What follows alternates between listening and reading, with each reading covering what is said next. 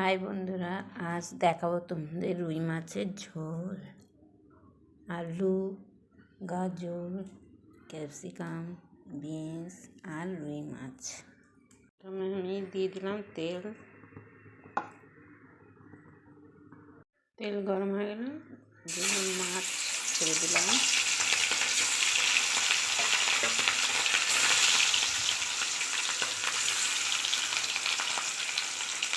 দেখো মাছ ভাজা হয়ে গেল, মাছটা তুলে নিলাম। আমি সাদা জিরে আর তেজপাতা ফোড়ন দিলাম।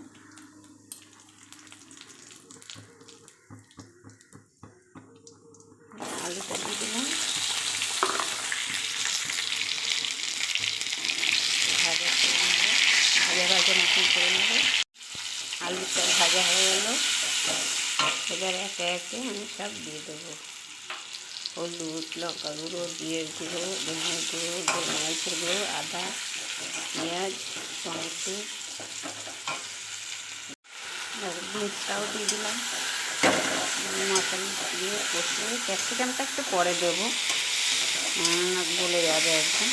কষানো হয়ে যায়, জল দেওয়ার আগে ক্যাপসিকাম দিয়ে জল দিতে হবে।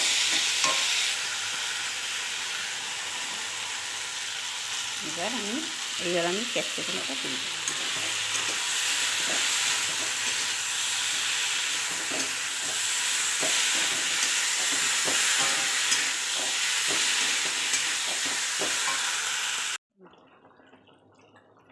ঝোল ফুটে গেল, এবার মাছটা আমি দিয়ে দেবো ঝোলের মধ্যে।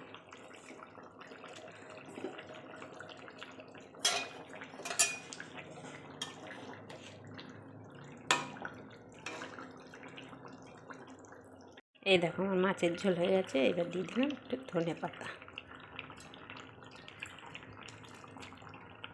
গরম গরম রুই মাছের ঝোল হয়ে গেল। এই দেখো।